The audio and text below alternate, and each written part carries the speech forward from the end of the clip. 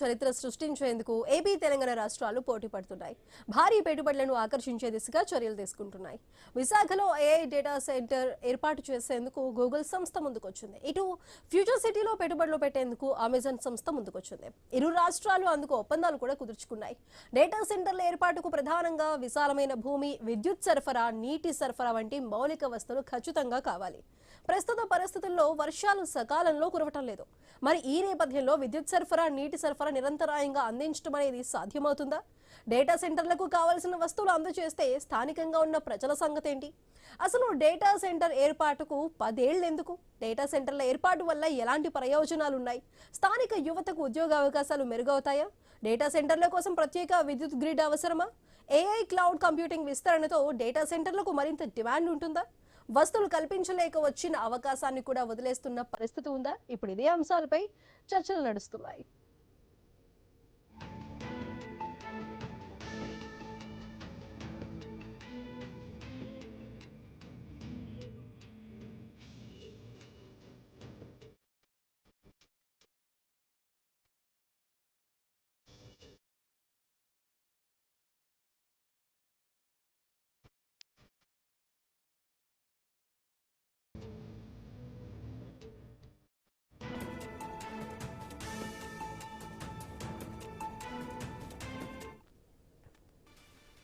Digital రంగంలో చరిత్ర సృష్టించేందుకు ఏపీ తెలంగాణ రాష్ట్రాలు పోటీ పడుతున్నాయి. మరి భారీ పెట్టుబడులను ఆకర్షించే దిశగా చర్యలు తీసుకుంటున్నాయి. మరి విశాఖలో కూడా ఏ డేటా సెంటర్ ఏర్పాటు చేసేందుకు గూగుల్ సంస్థ వచ్చింది. అదేవిధంగా తెలంగాణ ఫ్యూచర్ సిటీలో పెట్టుబడులు పెట్టడానికి అమెజాన్ సంస్థ ముందుకొచ్చింది. మరి ఇరు రాష్ట్రాల్లో కూడా పోటీ పడుతున్నట్లు ఈ డేటా సెంటర్ వల్ల ఎటువంటి లాభాలు ఉన్నాయి, ఎటువంటి నష్టాలు ఉన్నాయి, మరి దీని గురించి మాట్లాడదాం. మనతో పాటు మాట్లాడడానికి సైబర్ సెక్యూరిటీ అనలిస్ట్ కట్కూరి గారు అందుబాటులో ఉన్నారు. కట్కూరి గారు నమస్కారం అండి.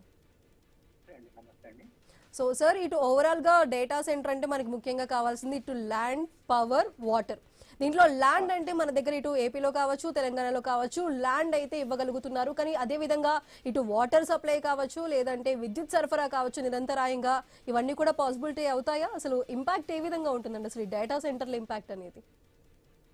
మనకి ప్రధానంగా ఈ డేటా సెంటర్ల వల్ల ఉద్యోగాల కల్పన అనేది తప్పకుండా జరుగుతుంది. ఉద్యోగాల కల్పన జరుగుతుంది. అక్కడ ఎక్కడైతే డేటా సెంటర్లు ఏర్పాటు అవుతాయో అక్కడ ఆ ఏరియాలో రియల్ ఎస్టేట్ రంగం అనేది చాలా పుంజుకోవడం జరుగుతుంది. అట్లాగే పర్యావరణానికి ఎలాంటి ప్రభావం ఏర్పడుతుంది అంటే నిరంతరాయంగా విద్యుత్ అందించడం ఒక వంతు, వాటి కూలింగ్ కి అవసరానికి సరిపడా నీరు ఉండడం అనేది కూడా ఒక రకమైన ఈ సమస్యలుగా మనం చూడవచ్చు. ఇప్పటికే అంటే ఇప్పుడు చూసుకుంటే రెండు రాష్ట్రాల్లో ప్రస్తుత పరిస్థితులలో వాటర్ కొంత లెవెల్స్ అనేది అడుగంటిపోవడం అనేది అయితే జరిగింది. వాటికి నిరంతరాయంగా వాటర్ అందించడం అనేది ముఖ్యమైన అంశంగా ఉంటది. ఎలక్ట్రిసిటీ కూడా అందించాల్సిన అవసరం ఉంటది. దీంట్లో రెగ్యులర్ వాటర్, ఇప్పుడు కన్జ్యూమర్ ఒక సిటిజన్స్ కి అందించాల్సిన వాటర్ కాకుండా ట్రీటెడ్ వాటర్ అంటే మురుగునీటు వంటి వాటిని ఏదైనా అట్లాంటి వాటర్ కానీ, లేదంటే కొన్ని నిరుపయోగంగా ఉండే నదుల్లో, కుంటల్లో కానీ, కొన్ని కాలువల్లో కానీ ఉండే నిరుపయోగంగా ఉన్న నీటిని ట్రీట్మెంట్ చేసి అలాంటి నీటిని అందించే ఏర్పాటు చేస్తే కొంతవరకు నీటి పైన ఒత్తిడి తగ్గే అవకాశం ఉంటుంది. లేదంటే రెగ్యులర్ గా వాడే నీరుని అందించాలన్నప్పుడు ఇక్కడ స్థానికంగా ఉన్న సిటిజన్స్ కి సమస్య అనేది ఖచ్చితంగా ఏర్పడుతుంది. భూగర్భ జలాలు కూడా అడుగంటే ప్రమాదం ఖచ్చితంగా ఉంటుంది. సార్, ఇటు సోలార్ ఎనర్జీ కావచ్చు, విండ్ ఎనర్జీ కావచ్చు, వీటిని ఉపయోగించుకుంటూ కూడా డేటా సెంటర్ని నడపడం అనేది అది సాధ్యపడే విషయమేనా? సాధ్యం అంటే కొంతవరకు ఆల్టర్నేటివ్ గా వాడుకోవడం పాసిబుల్ అవుతుంది కనుక ఇప్పుడు మనకు డేటా సెంటర్లకి 24/7 పవర్ సప్లై, వాటర్ సప్లై అనేది ఖచ్చితంగా ఉండాల్సిన అవసరం ఉంటుంది. 24/7 ఉండాలి అన్నప్పుడు మనకి ఇప్పుడు సోలార్ ఎనర్జీ తీసుకున్నప్పుడు వాటి కెపాసిటీ ఎంత జనరేట్ చేయగలుగుతాయి, వాటి ఎఫిషియన్సీ ఎంత, ఇట్లాంటివన్నీ మళ్ళీ ముఖ్యమైన అంశాలు అయితే కంప్లీట్ గా ఆ డేటా సెంటర్ కి ఎన్ని మెగావాట్ల విద్యుత్ అవసరం అవుతుంది, ఆ విద్యుత్ని ప్రొడ్యూస్ చేయగలుగుతుందా లేదా, అక్కడ ఎన్విరాన్మెంట్ కోఆపరేట్ చేస్తుందా చేయదా అనేటివి కూడా ముఖ్యమైన అంశాలుగా ఉంటాయి. వాటి వల్ల ఇప్పుడు రిన్యూవబుల్ ఎనర్జీ, గ్రీన్ పాలసీ లాంటి వాటి మీద డిపెండ్ అవ్వడం వల్ల ఈ మనకు రెగ్యులర్ గా వాడుకలో ఉండే ఈ యొక్క విద్యుత్ పైన ఒత్తిడి తగ్గి వాటి వాడకం కొంత ఎంత వీలైతే అంత ఎఫిషియన్సీ పెంచుకుంటే బాగుంటుంది. లేదన్నప్పుడు ఈ విద్యుత్ మీద డిమాండ్ పెరగడము, విద్యుత్ అవసరం పెరగడము, ఇట్లాగే ఈ వాటర్ మీద అవసరం పెరగడం అనేది ఈ నెగిటివ్ ఇంపాక్ట్స్ ఇవైతే ఉంటాయి. సార్, ఇటు ఒక్కవైపు తీవ్ర వర్షాభావ పరిస్థితులు ఉన్నప్పుడు ఇటు ప్రజలకి తాగునీరు సాగునీరు కష్టమవుతున్న సిచ్యువేషన్ లో ఇప్పుడు ఇటువంటి డేటా సెంటర్లకు రోజుకి లక్షల లీటర్ల నీరు ఇవ్వగలగటం, దానికి సంబంధించిన డేటా సెంటర్ అక్కడ ఏర్పాటు చేయడానికి ఇటు గవర్నమెంట్ అనుమతులు ఇవ్వటం, దీన్ని ఓవరాల్ గా ఏ విధంగా చూడాలంటారు? అంటే ఒకవైపు అభివృద్ధి ఉన్న దగ్గర, ఎప్పుడైనా ఒక అభివృద్ధి ఉన్న దగ్గర ఇట్లాంటి ఎన్విరాన్మెంటల్ ఇంపాక్ట్ అనేది జరగడం అనేది సహజంగానే ఉంటుంది. దీనికి ఎన్విరాన్మెంటల్ ఇంపాక్ట్ అసెస్మెంట్ చేసుకొని ఎలా సబ్స్టిట్యూట్ చేయగలము, ఎంతవరకు సిటిజన్ కి ఇంపాక్ట్ కాకుండా చూడగలం అనేది ఒక గవర్నమెంట్ తరపు నుంచి పాలసీ ఉండడం అనేది ముఖ్యమైన విషయము. మరి అట్లాంటి పాలసీలు చేసిన తర్వాత ఒక కమిటీ రికమెండ్ చేసిన తర్వాత ఆ కమిటీ రికమెండేషన్ల ప్రకారం చేయడం అయితే బాగుంటుంది. కానీ ఇప్పుడు పర్మిషన్లు ఇవ్వడము, ఫేజ్ వైజ్ గా వాళ్ళు ముందుకు రావడం, ఫేజ్ వైజ్ గా డెవలప్ చేసుకోవడానికి ముందుకు రావడం అంటే జరిగిపోతూనే ఉంది. వీటికి ఇప్పుడు వాటర్ విషయానికి వస్తే కొంత మురుగునీరు అనేది మనకు ఏసీడీలో చూసుకున్న మురుగునీరు అనేది ఉంటుంది. దాన్ని శుద్ధి చేసి ట్రీట్మెంట్ చేసి కూలింగ్ కు వాడడం. అంటే ఇక్కడ డేటా సెంటర్లలో మనకి ఇప్పుడు మానవ ఉపయోగానికి సంబంధించిన ఉపయోగం లాంటిది అయితే అవసరం ఉండదు. జస్ట్ కూలింగ్ కోసం అవసరం కనుక ఈ ట్రీట్మెంట్ వాటర్ ని వాడుకోవడం అనేది చేసినప్పుడు మంచి ఫలితాలకి, ఈ వాటర్ మీద ఒత్తిడి ఉండకపోవడానికి అయితే మంచి అవకాశం ఉంటుంది. అది మరి ఇప్పుడు గవర్నమెంట్ నుంచి ఎలా పాలసీలు ఇంప్లిమెంట్ చేస్తారు, వాళ్ళ పాలసీ ఏంటి, ఇప్పుడు వాళ్ళ మధ్య ఉన్న ఒప్పందం ఏంటి, ఆ ఒప్పంద పత్రాల్లో రాసుకున్నది ఏంటి అనే దాన్ని బట్టి మనం ఇంకా డీటెయిల్ గా చెప్పగలుగుతాం. సార్, మీరు చెబుతున్నట్టుగా రీసైకిల్డ్ వాటర్ ని ఇటు డేటా సెంటర్లు వాడడం సాధ్యపడే విషయం. ఎందుకంటే ఇటు ఆల్రెడీ గ్రీన్ డేటా సెంటర్ పాలసీలు అనేవి కూడా కాగితాల వరకు మాత్రమే పరిమితం అవుతాయి. అవసరం వచ్చినప్పుడు భూగర్భ జలాలను కూడా తోడుకునే అవకాశం ఉంటుంది. దాన్ని ప్రభుత్వం కంట్రోల్ చేయడానికి ఏ విధంగా వెళ్తుంది? తప్పకుండా. అంటే భూగర్భ జలాలు వాడుకోవడం కూడా అవసరం. అంటే భూగర్భ జలాల మీద ఒత్తిడిని తగ్గించుకోవడానికి ఈ మురుగునీటిని ట్రీట్మెంట్ చేస్తూ కూలింగ్ కి వాడుకోవడం అనేది ఒక ఆల్టర్నేటివ్ మంచి పద్ధతి అని చెప్పడం. కానీ అక్కడ ఈ వాటర్ డిమాండ్ అనేది సరిపోనప్పుడు భూగర్భ జలాలని తోడుకోవాల్సి వస్తుంది. వీళ్ళకి ఇప్పుడు ప్రభుత్వానికి ఏవైతే వస్తున్న డేటా సెంటర్ కంపెనీలు ఉంటాయో వాటికి ఉన్న ఒప్పందంలో మీరు ఇన్ని గ్యాలన్లు, ఇన్ని కెపాసిటీ వాటర్ ఇవ్వాలని వాళ్ళ అగ్రిమెంట్ లో ఉన్నప్పుడు వీళ్ళు ఒప్పుకున్నప్పుడు ఖచ్చితంగా ఇవ్వాల్సిన అవసరం ఉంటుంది. ఇవ్వాల్సిన అవసరం ఉన్నప్పుడు ప్రజల యొక్క అవసరాలను కాదని మరి ఈ కంపెనీ లాంటి వాటికి ఇవ్వడం వల్ల అన్రెస్ట్ అయితే ఖచ్చితంగా ప్రజల్లో అన్రెస్ట్ అయితే వస్తుంది. ఆ అన్రెస్ట్ వల్ల మళ్ళీ ప్రభుత్వాల మీద ఒత్తిడి, ఈ నిరసనలు, ధర్నాలు లాంటి కార్యక్రమాలు కూడా జరిగే అవకాశాలు అయితే ఉంటాయి. సరే, ఇటు డేటా సెంటర్ నిర్మాణానికి 10 ఏళ్లు పడుతుంది అంటున్నారు. అసలు ఒక కంపెనీ స్టార్ట్ చేయడానికి మహా అయితే 2 years నుంచి 5 years వరకు ఉంటుంది. కానీ అసలు డేటా సెంటర్ కి 10 ఏళ్లు పడుతుందంటే అసలు ఈ ప్రాసెస్ ఏ విధంగా ఉంటుందండి?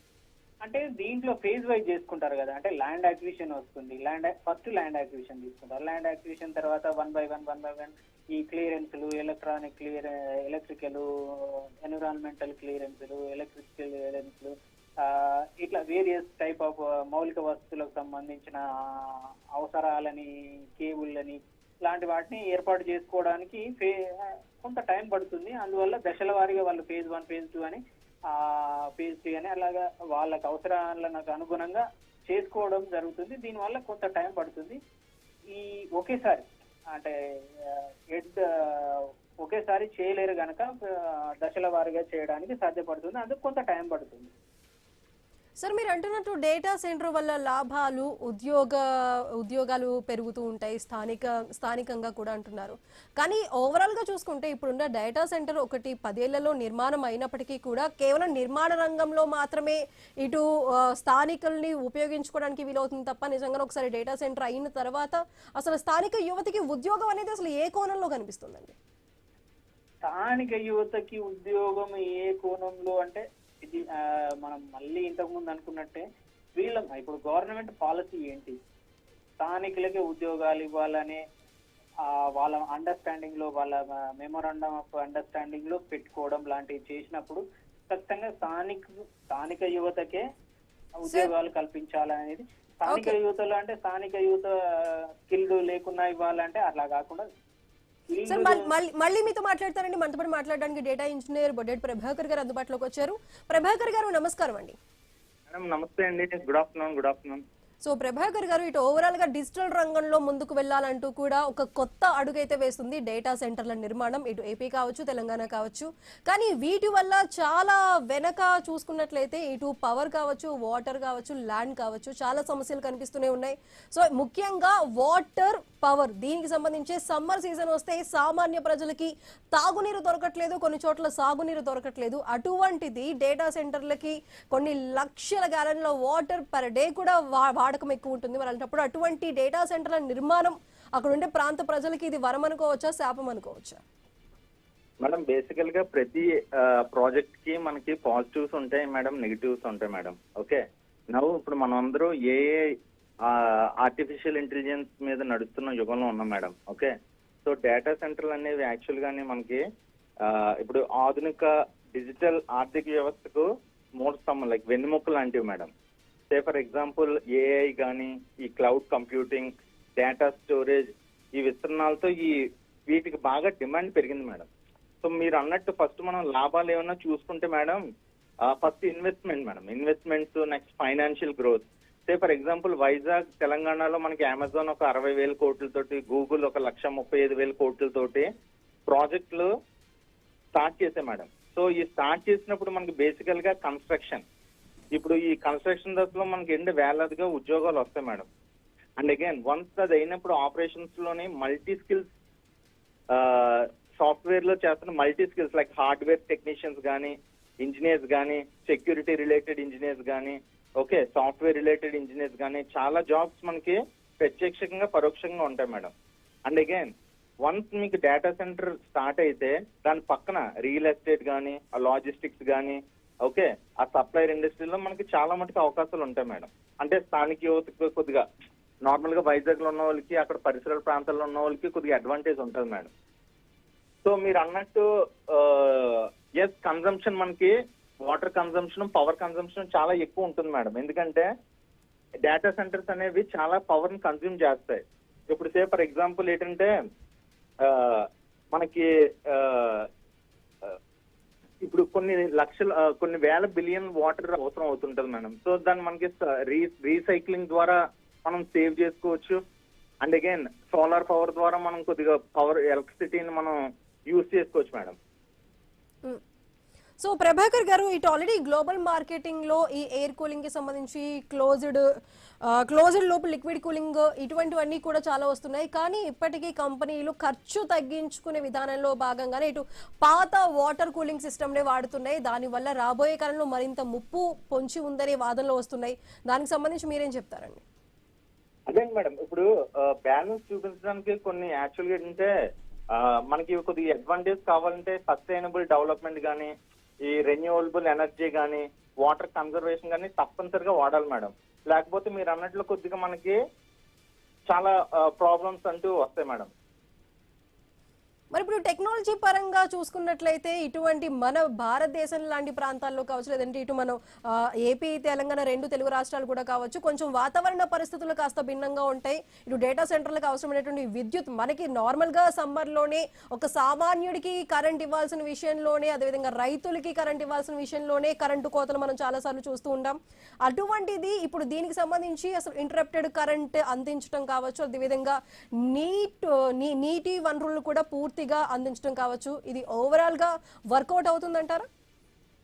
అంటే బేసికల్ గా data center development, construction, completion అనేది ఏంటంటే ఈ రోజు అవ్వదు కదా madam. It takes like minimum 5 to 6 years. So yes, మీరు అంటున్న ప్రాబ్లమ్స్ కూడా ఉంటాయి మేడం. ఎందుకంటే చెప్తున్నాను కదా మేడం, ఈ పవర్ కన్జంప్షన్ కానీ, వాటర్ కన్జంప్షన్ కానీ మనకి ఎక్కువ ఉంటాయి. కాకపోతే కొత్త టెక్నాలజీని మనం స్వాగతించాలి. అలాగే కొత్త పందాలో కూడా మనం ఈ వాటర్ని ఎలా రిసోర్స్ చేసుకోవచ్చు, రీసైక్లింగ్ చేసుకోవచ్చు, ఎలా రెన్యూవబుల్ గా చేసుకోవచ్చు అని గవర్నమెంట్ కూడా సరైన పాలసీలు, వాటర్ పాలసీలు కానీ చేసుకుంటే మాత్రం మనకి ఉపయోగపడతాయి మేడం. లైక్ మీరు చెప్తున్నట్టు ఈ క్లోజ్డ్ లూప్ కూలింగ్స్ కానీ, సోలార్ విండ్ పవర్ కానీ, లేకపోతే వాటర్ రీయూజ్ కానీ, ఇటువంటివన్నీ మనం కొద్దిగా అమలు చేయాలి మేడం. సో ప్రభాకర్ గారు మళ్ళీ మీతో మాట్లాడతానండి. సో మనతో పాటు మాట్లాడడానికి సాఫ్ట్వేర్ ఇంజనీర్ వెంకట సుమంత్ గారు అందుబాటులో ఉన్నారు. సుమంత్ గారు నమస్కారం అండి. నమస్కారం మేడం. సో సుమంత్ గారు, ఇటు చెబుతున్నట్లుగా ఇటువంటి డేటా సెంటర్లు రావటం, ఇటు అభివృద్ధి జరుగుతుంది, అదేవిధంగా స్థానిక యువతకి ఉద్యోగ అవకాశాలు కూడా వస్తాయని చెప్తున్నారు. అది నిజంగా ఎంతవరకు సాధ్యమవుతుంది? ఎందుకంటే రాబోయే 10 ఏళ్లలో డేటా సెంటర్ నిర్మాణం జరిగింది అంటే అక్కడ ఎటువంటి పాత్రలో యువతకి ఉపాధి అవకాశాలు వస్తాయి? నిజంగానే ఇప్పుడు డేటా ఇంజనీర్లుగా అవకాశాలు వస్తాయా? అసలు ఎటువంటి ఉద్యోగ అవకాశాలకు సంబంధించి ఏ విధంగా ఉండబోతుందని చెప్తారు మీరు? ప్రస్తుతం ఇప్పుడు నిర్మాణ దశలో ఉంది కాబట్టి నిర్మాణ దశలో చూద్దామండి. ప్రస్తుతానికి నిర్మించే లోపల మనకి ఎక్కువ శాతం మనకి సివిల్ ఇంజనీర్స్ కానీ అలాగే వివిధ సంస్థలకు కానీ మనం నిర్మించే పని ఇస్తాం. సో అలా స్టార్టింగ్ ఉద్యోగ అవకాశం కలుగుతుంది.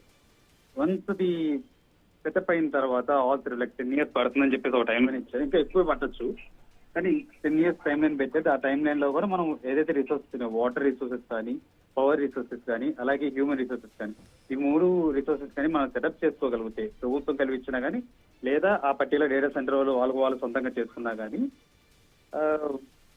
ఒక మంచి జాబ్స్ పరంగానే కాకుండా ఎన్విరాన్మెంట్ పరంగా కూడా సెట్ చేసుకోవచ్చు అక్కడ.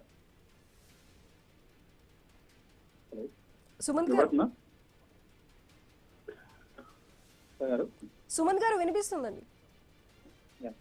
సో అది ఇప్పుడు వాటర్ పరంగా చూసుకుంటేనే మనకి రిసోర్స్ చాలా తక్కువ ఉంది మనకి ఆంధ్రప్రదేశ్ లో ప్రస్తుతానికి.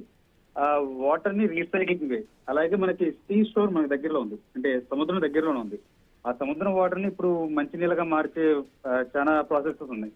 అలాంటి మంచినీళ్ళగా ప్రాసెస్ చేసి ప్రస్తుతానికి రోజుకి వచ్చేసి 70,000 లీటర్స్ వాటర్ కావాల్సి వస్తుంది మన డేటా సెంటర్ అన్నమాట. మినిమం 70,000 లీటర్లు కావాల్సి వస్తుంది. అలాగే 1 GW లైక్ దగ్గరగా ఒక వాటర్ హైడ్రాలిక్ ఎనర్జీ వాళ్ళు ఉంటారు, వాళ్ళు దాంట్లో ప్రొడ్యూస్ అయ్యే సింగిల్ డే ప్రాసెస్ కనుక అయ్యే కరెంట్ ఉంటారు కదండి, అదంతా మనకి అవసరం అవుతుంది ఒక్క రోజు రన్ చేయడానికి, ఓన్లీ 1 day రన్ చేయడానికి. అలాంటి సందర్భంలో మనకి ఇప్పుడు అలాంటి పవర్ రిసోర్స్ కానీ లేదు, అలాగే వాటర్ ని రీసైక్లింగ్ చేసే యూనిట్స్ కూడా దగ్గరలో ఏది. ఈ 10 years లో వీటిని కనుక ప్రాపర్ గా సెటప్ చేయగలిగితే కనుక it will be like great part for the AP or India. So Sumanth garu, ఇప్పుడు మీరు చెప్తున్నట్టు ఓవరాల్ గా దీని వల్ల డేటా సెంటర్ వల్ల పాజిటివ్స్ ఉన్నాయి, అదేవిధంగా నెగిటివ్ కూడా కనిపిస్తుంది. సో రిసోర్సెస్ మనకి ముఖ్యంగా కావాల్సినటువంటి వాటర్ కావచ్చు, విద్యుత్ కావచ్చు, ఈ రిసోర్సెస్ మీదే ముఖ్యంగా ప్రతి ఒక్కరూ ఆందోళన చెందుతున్న విషయం కూడా అదే. ఎందుకంటే మన ప్రాంతాల్లో చూసుకున్నట్లయితే అది చాలా లిమిటెడ్ గానే ఉంటున్నాయి. అటువంటిది డేటా సెంటర్లకి వీళ్ళు ఇటు గవర్నమెంట్ అటు అందిస్తే ఇటు సామాన్య ప్రజలకి మరింత ఇబ్బందికరంగా మారుతుంది అంటున్నారు. ఓవరాల్ గా ఇటు డేటా సెంటర్ అనేది మీరు చెప్తున్నట్టు ఉద్యోగ అవకాశాలు కావచ్చు, మిగిలిన వాటి పరంగా చూసుకుంటే ఒక సామాన్య మనిషి పరిస్థితి ఏ విధంగా ఉండే అవకాశం ఉంది? ఇదేం కొత్త విషయం అయితే కాదు. మిగతా జనాలందరికీ ఎలా జరుగుద్ది ఏంటనే దాని విషయంలో జాగ్రత్త పడాల్సిన బాధ్యత ప్రభుత్వం పైన ఖచ్చితంగా ఉంది. ఈ 10 years టైం లైన్ లో కనుక వీళ్ళు ప్రాపర్ గా రిసోర్స్ ని హ్యాండిల్ చేసే విధంగా ఏదైనా సెటప్ కనుక చేయగలిగితే కనుక హ్యూమన్ వైపు గా ఎటువంటి ఇష్యూ అయితే జరగదు. ఏదైతే వాటర్ రిసోర్స్ అనేది మనకి ఇప్పుడు లేదంటున్నాం కాబట్టి మనకి డేటా సెంటర్ అనేది మనకి వైజాగ్ దగ్గరలో పెట్టబడుతుంది. అది వైజాగ్ అనే మనకు తెలిసిందే శ్రీశోర్. అది ఆ శ్రీశోర్ వాటిని కనుక ప్రాపర్ గా యూజ్ చేసుకొని రీసైకిల్ కనుక చేయగలిగితే it will be like best resource అని చెప్పొచ్చు వాటర్ పరంగా అయితే. కానీ పవర్ అనేది ఒకటి బాగా గట్టిగా ఆలోచించాల్సిన మ్యాటర్. అది అక్కడ మనకి సోలార్ కానీ, విండ్ కానీ, గ్రీన్ ఎనర్జీని ఎక్కువ ఎంకరేజ్ చేసి హెవీ సెటప్ కనుక చేయగలిగితే దాన్ని హ్యూమన్ కి ఇష్యూ లేకుండా మనకి ఆ ప్లేస్ లో డేటా సెంటర్ కి యూజ్ చేసుకునే పరంగా మనం సెటప్ చేయొచ్చు. సో సుమంత్ గారు, ఇప్పుడు ఆల్రెడీ డేటా సెంటర్లకి మురుగునీటిని శుద్ధి చేసి వాడుకునే అవకాశం కూడా ఉందంటున్నారు. ఒకవేళ అది వాడుకున్నా, లేదు అంటే ఇటు ఆల్రెడీ డేటా సెంటర్లు వాడేసి వదిలిన వాటర్ కూడా అది రసాయనాల మూలకంగానే వస్తుంది, అది కూడా విషతుల్యం కాబోతుంది అంటున్నారు. అది ఎంతవరకు ఇంపాక్ట్ చూపిస్తుంది? అంటే డేటా సెంటర్ యూజ్ చేసి వదిలేసిన వాటర్ లైక్ డేటా సెంటర్ అనేది నార్మల్ గా హీట్ అనేది ఎక్కువ ప్రొడ్యూస్ చేస్తుందండి. ఇక్కడ డేటా సెంటర్ ఏది డైరెక్ట్ గా వాటర్ ని యూజ్ చేసుకోదు, దాని కూలెంట్ కోసం వాడతాం మనం. ఆ కూలెంట్ అవర్స్ రన్ చేయడం కోసం వాడే వాటర్ ని మళ్ళీ తిరిగి వాడుకోవచ్చు. ఏదైతే థర్మల్ ఎనర్జీ కోసం మనం ఎలా థర్మల్ ప్లాంట్స్ లో వాడతాం, అలాగే ఇక్కడ కూడా వాడుకోవచ్చు, రీయూజ్ చేసుకోవచ్చు ఖచ్చితంగా. అలాగే డ్రైన్ వాటర్ అంటున్నారు కదా మీరు, ఆ డ్రైన్ వాటర్ ని మనం ఇక్కడ హైదరాబాద్ లో కానీ ఇంకా చుట్టుపక్కల ఎక్కడైనా కానీ ప్లాంట్స్ వాటర్ పంపించడం కోసం చేస్తూ ఉంటారు. దాన్ని రీయూజ్ చేసుకుంటానికి కొంచెం కరోషన్ అనేది వస్తుంది, అంటే తుప్పు అనేది పట్టుద్ది అలాంటి వాటర్ అనేది వాడితే. ఇక్కడ ప్యూర్ వాటర్ యూజ్ చేయాల్సి వస్తుంది. సాల్టీ వాటర్ కానీ డ్రైన్ వాటర్ కానీ యూజ్ చేయడానికి ఉండదు, ఓన్లీ ప్యూర్ వాటర్ అనేది యూజ్ చేయడానికి ఛాన్సెస్ ఎక్కువ. సో ఆ ప్యూర్ వాటర్ అనేది మనం సప్లై చేసి దాన్ని రీయూజ్ చేసుకోవచ్చు. లైక్ కూల్ వాటర్ ని మనం ఎలా అయితే పైకి పంపించేసి నీటిని రెడ్యూస్ చేసి మళ్ళీ కింద తీసుకొచ్చి కంప్రెసర్ లో కూల్ చేసుకోవచ్చు. ఈ ప్రాసెస్ చేయొచ్చు. సో ఓకే, సో ప్రభాకర్ గారు ఓవరాల్ గా ఇటు రెండు తెలుగు రాష్ట్రాలు డిజిటల్ రంగంలో ముందుకు వెళ్ళాలని చూస్తున్నాయి. సో అటు ఏపీలో కావచ్చు, ఇటు తెలంగాణలో కావచ్చు, డేటా సెంటర్ల వల్ల ఎటువంటి లాభాలు ఉన్నాయో కూడా చెప్పారు. దానికి సంబంధించి ఎటువంటి మనకి నష్టాలు కూడా రాబోతున్నాయో తెలుస్తుంది. ఓవరాల్ గా ప్రాంత ప్రజలకి ఎటువంటి బెనిఫిట్స్ కలిగే అవకాశం ఉంటుందండి? అదే మేడం, ఫస్ట్ ఆఫ్ ఆల్ మీకు చెప్పినట్టు ఉద్యోగాలు మన యూత్ ఫ్యూచర్ అండి మ్యామ్. సో నార్మల్లీ మనకి కన్స్ట్రక్షన్ జాబ్స్ కాకుండా స్కిల్ డెవలప్మెంట్ ద్వారా హై స్కిల్ జాబ్స్ కూడా వస్తాయి madam. As a told you, మనకి ఎయిర్ కండిషన్ దాని ఎక్విప్మెంట్ తగ్గట్టు ఉండాలి. సెక్యూరిటీ రిలేటెడ్ జాబ్స్ క్రియేట్ అవుతాయి madam. Okay, hardware engineers jobs create అవుతాయి మేడం. సో మల్టిపుల్ స్కిల్స్ మనకి ఎంప్లాయీస్ వైజాగ్ లో కానీ ఆ చుట్టుపక్కల పరిసరాల్లో ఉన్న గ్రాడ్యుయేట్స్ కానీ పోస్ట్ గ్రాడ్యుయేట్స్ కానీ ఇది ఒక మంచి అవకాశంగా క్రియేట్ అవుతుంది madam. And at the same time infra కూడా మనకి బాగా డెవలప్ అవుతుంది మేడం. సో గవర్నమెంట్ యాక్చువల్గా ఏంటంటే మనకి ఇటువంటి టైప్ లోగా ఇటువంటి ప్రాజెక్ట్ వచ్చినప్పుడు ఒక స్పెషల్ ఏంటంటారు అది పవర్ గ్రిడ్స్ వేయడం కానీ, రోడ్స్ కానీ, ఓకే, సైబర్ నెట్వర్క్ కానీ ఏర్పాటు చేస్తూ ఉంటాయి మేడం. సో దట్ యూనో అందరికీ కొద్దిగా ఇది మనకి లాభదాయకంగా ఉంటుంది మేడం. ఓకే ప్రభాకర్ గారు, థ్యాంక్ యూ సో మచ్ అండి. సుమంత్ గారు, thank you so much. So Katkuri గారు, థ్యాంక్ యూ సో మచ్ అండి. సో మనం చూసినట్లయితే డిజిటల్ రంగంలో ముందుకు వెళ్ళేటప్పుడు పెను సవాళ్ళు అయితే ఎదురవ్వబోతున్నాయి. సో దాన్ని తట్టుకొని ప్రభుత్వాలు ఏ విధంగా నిలబడగలుగుతాయి అంటే డేటా సెంటర్ నిర్మాణం ఈ 10 ఏళ్ల కాలంలో కూడా దానికి సంబంధించినటువంటి రిసోర్సెస్ ని అవి ఉంచుకుంటాయా, లేదంటే ఏ విధంగా